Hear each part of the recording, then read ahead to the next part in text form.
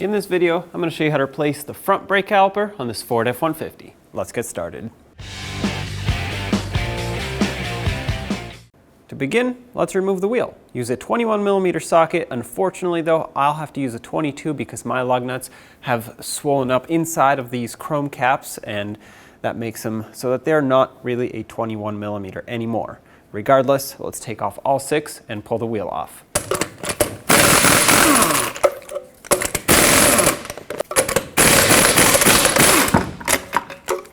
Now with the wheel off, let's follow this up, and you'll see that it bolts on to the knuckle right up here on a bracket with a 10mm bolt. Let's remove this bolt so we can free this bracket up and get more slack on the hose. Once again, 10mm socket.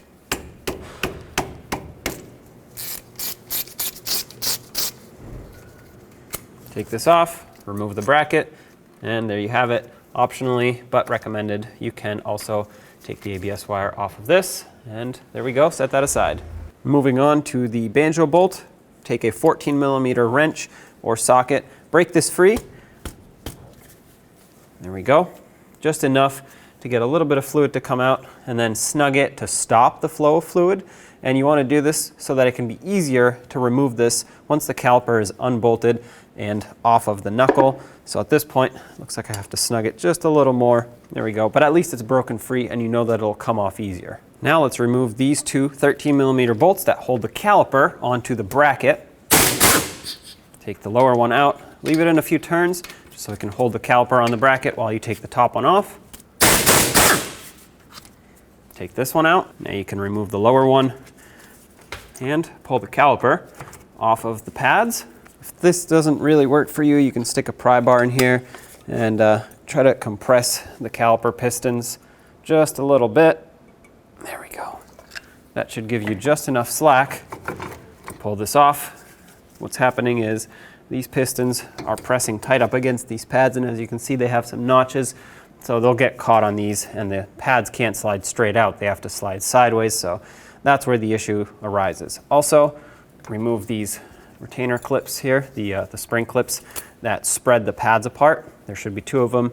My other one was stuck on the caliper. Now take your caliper, put it up on top of the knuckle here where the rotor is. I like to put it up there so it doesn't put pressure on the brake hose. And once I do that, I can take the pads out. Sometimes these anti-rattle clips have a little retainer at the top there, preventing the pad from falling out. There we go. That fell off, that's fine. Now use an 18mm socket and unbolt these 2 bolts that hold the caliper bracket onto the knuckle. Leave this one in a few turns so it can hold the caliper bracket while you take off this top one. Now you can pull both of these out, remove the caliper bracket, set it aside. Take your new caliper, and I know the bracket and the caliper are together right now, but we will separate them as soon as this is bolted on. Line it up, slide the bolts through, and we'll bottom them out. Make this nice and snug, and then we'll take the caliper off of the bracket, torque these, and then continue with our installation. Tighten these up. Now switch back to your 13mm socket. Let's get the caliper off of the bracket.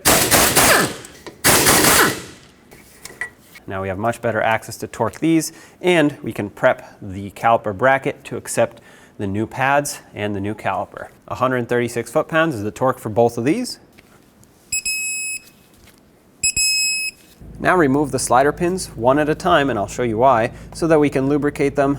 Sometimes they do have enough lubrication, but usually I like to add more, and I'm going to use silicone paste. Add a good amount of silicone paste to the pin itself, but don't add too much because it will just get wiped off as you put it back into the caliper. So keep that in mind. What I do like to do though is add extra to the inside of the boot here. This acts as a reserve of grease in the folds of the boot. That's where it'll store it. Once the slider pin requires more grease as the old grease wears out, it'll pull from here. So at this point, you can put this back in. Doing that will also ensure that there's grease right along this top ridge here. Press this in all the way. Now squeeze it and press out. This will do two things. One, it'll get out air, and two, it'll get out any excess grease. Give this a few twists. And as you saw, this pin had an orange rubber boot. It's not always orange, but there will be a rubber boot. Now, as we move to the bottom one, once you take it out, you'll notice it's just a solid piece of steel, no boot. You definitely don't want to confuse the two and put the rubber boot in the bottom hole and the straight solid pin in the top hole, because that boot has a purpose and you want it to go back right where it came from. Just like for the top, I'm going to add some silicone paste to the inside of the boot here. Now keep in mind, I'm using high temperature brake rated silicone paste. You want to make sure that whatever you're using, whether it's brake grease or silicone paste, can withstand high temperatures so that it doesn't melt and wash away as your brakes heat up, because they do get pretty hot. Slide this pin back in all the way, give it a couple twists, and squeeze any excess air or grease out. There we go. Now what you want to do is put a little bit of silicone paste on these ears here as well as on this surface. Try not to get it on the rotor. If you do, wipe it off and degrease it with brake parts cleaner. This is where the anti-rattle clips will ride, and you want to prevent rust from building up. The best way to do this is to grease that surface. Once you do that, put the anti-rattle clips on and make sure you don't put too much grease on there, because if you do, at this point, it'll squeeze out onto the rotor. I'm looking at it and none has come out and touched the rotor, so that's perfect. Let's do the same to the bottom. This is quite a bit here, so I'm going to wipe it off.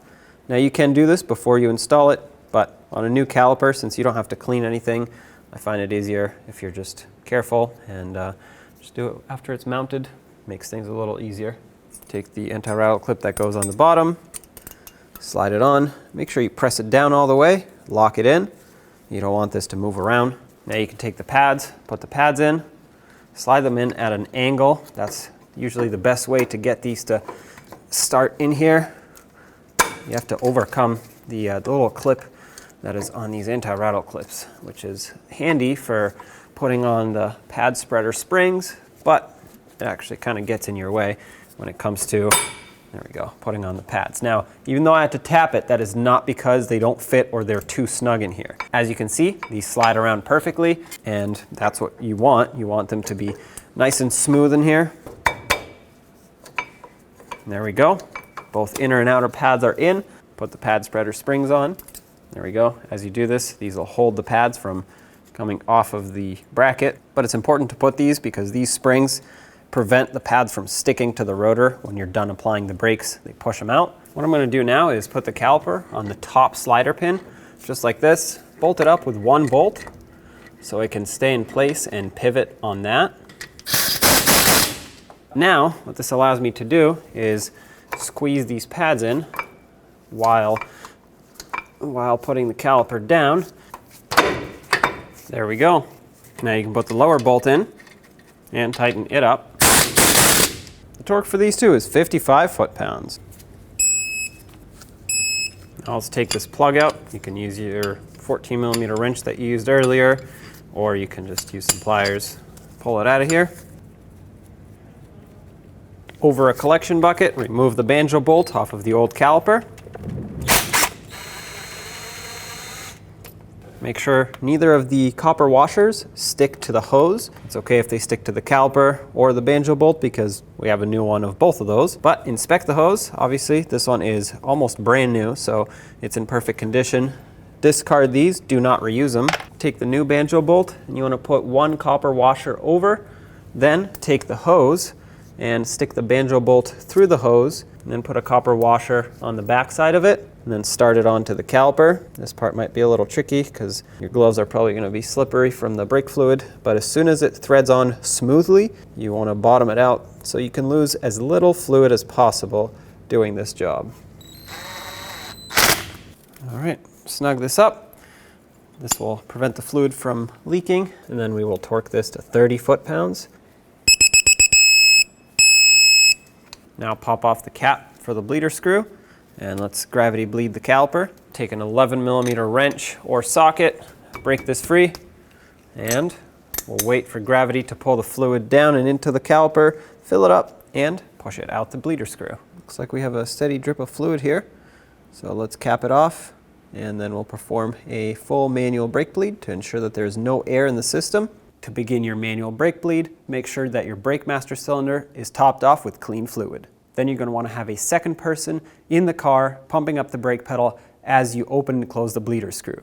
So after a few pumps, have them hold pressure on the brake pedal and open up the bleeder screw. At this point, air and fluid will come out. Once the pedal has reached the floor, close off the bleeder screw and have them pump up the brakes again. After 2 to 3 pumps, have them hold pressure on the brake pedal once again and open up the bleeder screw. Repeat this procedure until no more air comes out of the caliper and you have only clean fluid. Once you get to that point, close off the bleeder screw and top off the master cylinder with clean fluid to make sure it's full. Don't forget to clean off the residual brake fluid.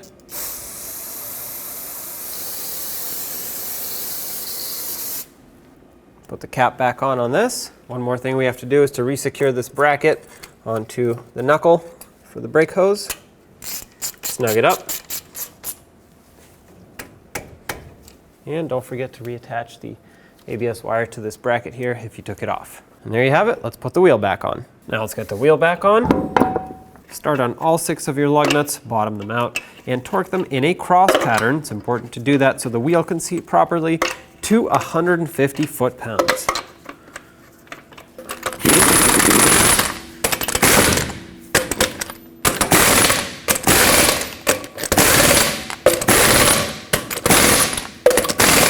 Here we go, 150 in a cross pattern.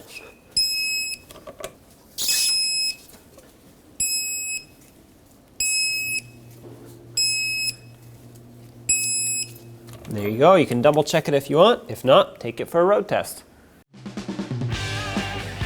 When only the best will do, demand TRQ.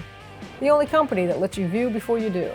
TRQ is committed to offering the highest quality aftermarket auto parts that are engineered for peace of mind. Thanks for using and viewing with TRQ.